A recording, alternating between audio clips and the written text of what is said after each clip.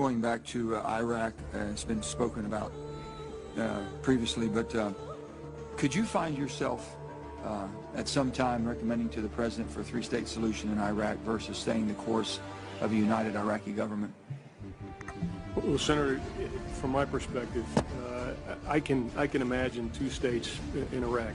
I have difficulty imagining a third separate state, given the lack of resources that would be available to the Sunni. And frankly, I think if it was in thirds without a federal government, I think we'd have some difficulty, the same difficulty that we have today, exacerbated by the fact there's not a central government.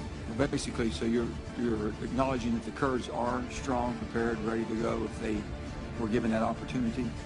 Senator, again, probably out of my lane to talk about what the organization of Iraq might be in the future, but I think from just a pure economic resources and governance perspective, the Shia and the Kurds are certainly much more equipped to set up a separate state than the Sunni would be at this time. In recent days, the administration has informed Congress that we are arming the Kurds. This is something I have called for a long time.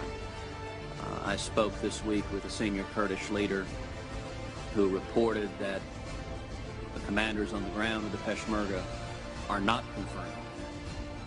What can you tell this committee about the extent to which we are providing serious arms to the Kurds and it's actually getting to them rather than being bogged down in Baghdad?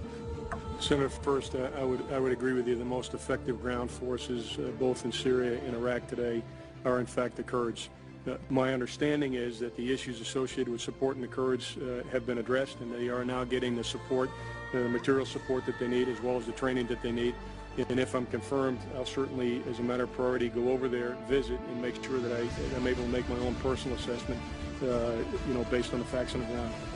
Will you commit to providing this committee with specific details in terms of what is being done to arm the Kurds? I will do that, Senator.